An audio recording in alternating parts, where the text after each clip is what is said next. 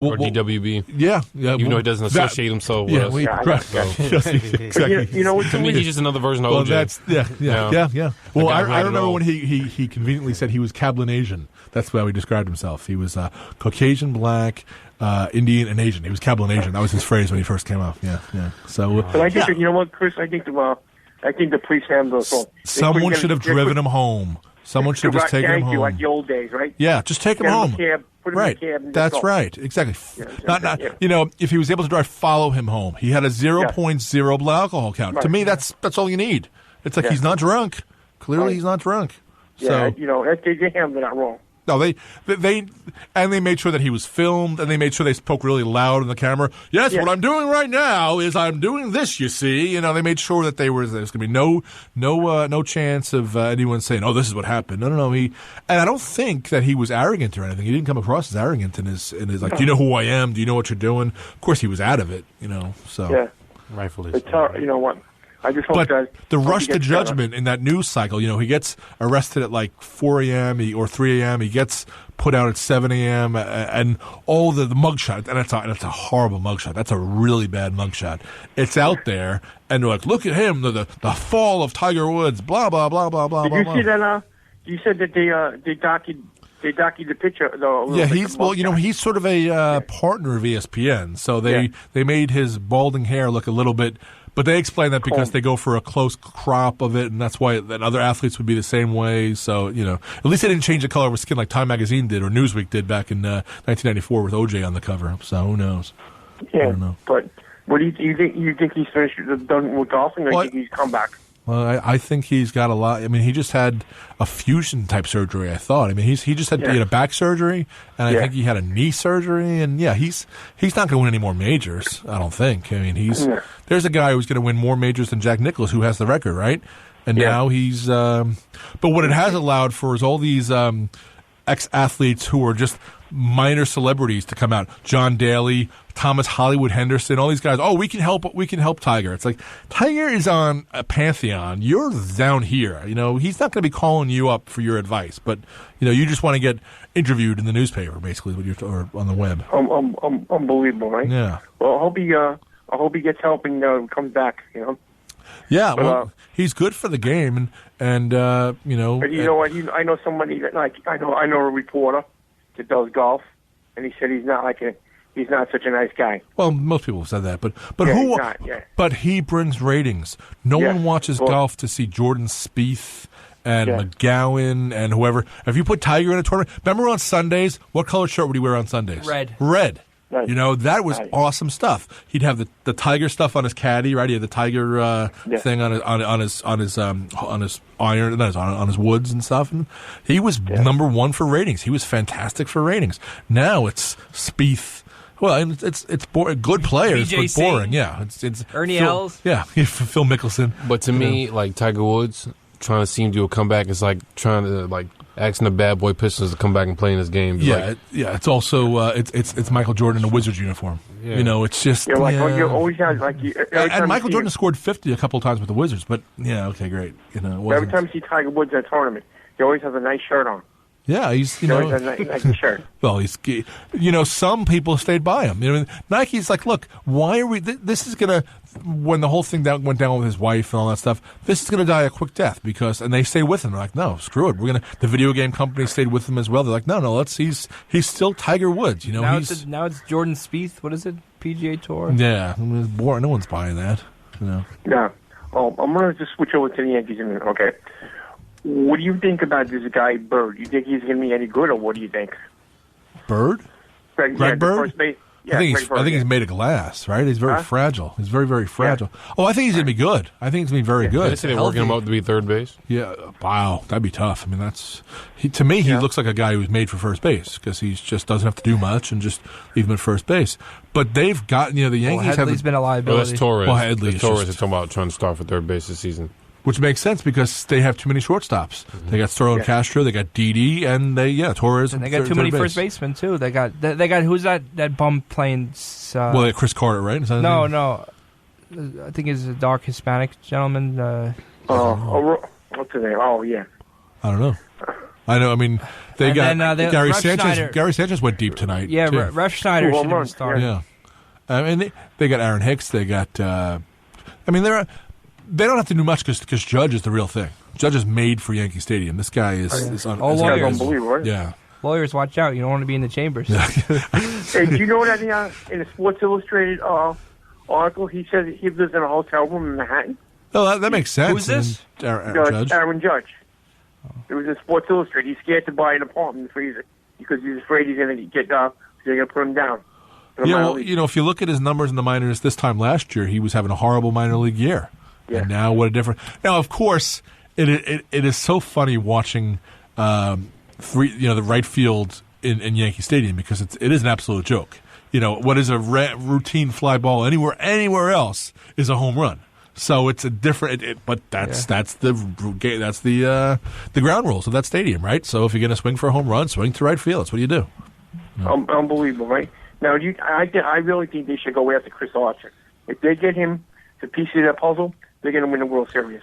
Well, it is kind of funny that Chris Archer's the bell of the ball. Well, yeah, but right? the thing with Chris Archer is we saw last year he took front and center, was doing this, that, and all over the place, right? And he didn't do so good. It would also be an in-division trade. Yeah. Speaking of trades, has anyone seen that there's a story out today that the Knicks and the Blazers are talking trade? Yeah, for the draft picks, yeah. Because the Blazers have 3 picks. I think it's 15, 20, and 26. And the Knicks have 8, and they're looking at a guard. Apparently, the story is that the Knicks would get number 15 because they want, do you see who they want? Justin Jackson out of North Carolina. I like him. Who they're working out this week. I like him. So. Number 40, no, 44? 44. Kid with the curly hair tape up, you know what I'm talking about? The star guy of the team. All those I feel sorry for him. If he was a star guy on North Carolina who just won the championship, who went back to back, I'm not mad at it. I just didn't expect him to drop all the way to 15. Yeah. That's the only thing that caught me off guard. So I guess Phil Jackson on the day of the. So who does Portland want for them to want to jump up so badly? It wasn't said. I think it's just a floated story, so the Knicks get some story during the game 1 of the. Probably like Melo for like Evan Turner and picks. They got to stay relevant. People need to make That's money. what it is. Yeah. Yeah, but who does all right, so what does the Blazers need? It could be a small fib. forward, It right? could just be a fib. No, that's true, but but I'm saying, say they're going for a need, right? The Blazers need a small forward. But Well, they need a lot. They've stepped back. Yeah, Melo's definitely not going to go to Portland. You know what I'm saying? I mean, 3 draft picks, 15, 20, and 26, really doesn't get you much. Right? Exactly. Yeah, it's not really, so you guess you need to get a solid body there, or you trade for next year. They really need a powerful. You're going to see the Knicks trade Porzingis. Watch, they're going to trade him. Because he does not like Phil Jackson roles. They're at each other's throats, man. Porzingis is interesting because he is a guy who was lucky to get drafted where he was. The Knicks essentially made him, but he's more than earned his keep. I mean, he's been such a great player. So if he wants to be traded, then, And listen, somebody needs to step up to Phil Jackson. I don't look at he's trying to be some type of tough guy or something like that. No, somebody needs to step up to him. I'm surprised that Melo has let Phil Jackson walk all over him as long as he did without at least saying something or doing anything. So if I think Porzingis want to do something, that's going to come to a head because Carmelo's going to realize, hey, look, I've got this full no trade. Yeah. The more you try to discuss it and disparage me, because basically, hey, and I'm not a Carmelo Anthony guy, but in good faith, he negotiated a deal for a full no trade. That's what he did. Exactly. We're talking about honoring contracts before. That's the contract. This guy doesn't talk to this guy Jackson. He don't even talk to the players. He doesn't even speak to the players. No. He doesn't. He sends messages all the way down the food chain until it gets to the coach. Then the coach says it to the right. chain. And he makes Hornacek, be nervous, and he's got his spy and Kurt Rambis, and that's what happens. I'm telling you, if this guy, the coach, he should tell Phil Jackson, you know what, keep this job. I don't need this candy ass job. You know what I'm saying? Well, why would you take all that nonsense? How are you going to? I'm running a practice. And you're going to intervene doing my practice? Mike D'Antoni landed on his feet. Steve Kerr landed on his feet. The guys who turned down Phil Jackson or were let go by Phil Jackson are doing pretty well for themselves. In fact, Steve Kerr's winning. Is he there tonight? Because I know he was sick. But I know he's not on there, but I think he might be in the arena. Okay. Back. So right now Golden State's up 43-34. Durant's 12 points, 6 for 12 field goals right now. Yeah. And I don't understand why. You know what? I don't like going to sign this guy. For what reason? They're going to still run that offense next year triangle. Nobody wants that. You know what? Yeah, well, they doubled down. They brought They re-signed. They re-upped Phil Jackson. They had their chance to be out from the albatross of Phil Jackson, and what did they do? And let him go into where does he live in? Like Montana, I think. Let him go and fade into Montana. Enjoy your 70s, Phil. But no, you didn't do that. He broke up with Jenny Buss. Yeah, so there goes the Lakers landing spot for him that he would have had. And now never he's say never. We've seen recently of ex-wives or ex-girlfriends bringing guys back. So and Mike Woodson is the assistant coach on what team? Yeah, speaking of Mike Woodson, they gave that guy a dirty deal, boy. Let me tell you. Oh, Clippers. Yeah, the Knicks gave him a dirty deal. Yeah, definitely. Now he's just an assistant with the Clippers, obviously. Yeah, with the right? Clippers. It doesn't matter if you're a coach. I mean, maybe he's the only one because the Clippers. We know what we're going to get from them. But if you're a player or coach, once you leave New York, you bound to do something good. So Heck, Jeff Van Gundy's become a cottage industry. That's what I'm saying. Because that's the person I had in mind. Those two people right there would be perfect for the Knicks. Cool. You make Jeff Van Gundy the GM, and you make Mark Jackson. Coming back. You make Mark Jackson the head Well, as coach. long as he has to coexist with the Dolans, that's not going to That'll be the perfect match. Mark Jackson's coach. You know what? I agree with you 100% on that. See, James Dolan is thinking, I should bring back an old coach. I'm going to bring back Isaiah Thomas. That's James Thomas. That's James Dolan's mindset. rationale mindset. Exactly. That's where he's thinking. You're right. I should bring back a guy. Yes, you're right. I'm going to do that. Isaiah. When Phil Jackson leaves, there's going to be a lot of changes there. Watch. Oh, yeah, you know what? Dolan don't care. But you would think that at the Garden, he's making money. He don't care. Exactly. It's all corporate seats. You would think that Dolan would have seen, you know what? Glenn Sather has done a great job with the Rangers. Now, they haven't won anything, but he's done a great job. He's let Sather do the hockey stuff. It's like George Steinbrenner always said, that's my baseball people. They take care of it. It's like, well, it's a baseball team. What else would they be?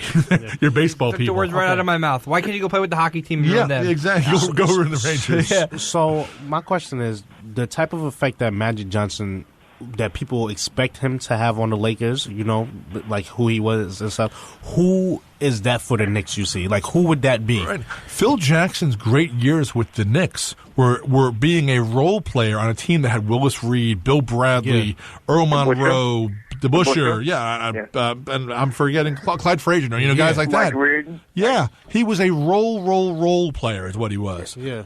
Then he went and coached the Albany Patroons of the CBA. Then he went to the Bulls when they got rid of Doug Collins. And then because they have Pippen and Jordan, they go to great heights. Then he goes to the Lakers because of Kobe and Shaq. They go to great heights. Yeah. And so he has all these, 9 rings? How many rings? 11. 11. Oh, my goodness. No. In total, he has 13, right? He won 2 with the Knicks, and he got 6 with Jordan, and then 5 with Kobe. So then all of a sudden, out of nowhere, the Dolan's like, yes, I'm going to bring back Phil to his rightful place in New York City. His rightful place has been 40 years. It's not. What do you mean his rightful place? Yeah. It's like he's not returning home. Yeah. And even he spends, I think it's like 9 months out of the year he's in Montana. He only shows up at the Garden very, very rarely when he wants to say something bad about Carmelo, apparently. I'm sorry, it's going to come to a blow by the end of the summer. Yeah, it's going to have to be. Now, I think Carmelo's got like 1 year left on the deal. So this player is option. So 2 years. 2 years. So he's. But you know what though? The Knicks could buy his contract back, correct? Yeah, but they're not going to buy out that many years because then he'll go somewhere else and become a thorn in their side. I mean, he'll go to Cleveland. Do you know how much they owe him now? Oh, it's an obscene amount of money, but they signed. And they already used like that amnesty clause on someone else. Right, on someone else. Yeah, some lesser deal that they didn't have to do. Chauncey Billups. Yeah, really? Chauncey Billups. Yeah. Oh God. Well, say if they opt out on Carmelo and they pay that money, okay, and then he goes to another team. Does that money get counted towards him from the Knicks, or he's got a new contract from another team? No, like you can't double dip. So basically, he's going to sign with a new team for the veterans minimum and still get paid. The money from the Knicks, right. Yeah. That's what I'm hoping. Like right now, like Chris Bosh is healthy because if he comes, like I say, he's going to 4 teams, really 3 because I don't see him playing with LeBron. The Spurs, Warriors, the Celtics.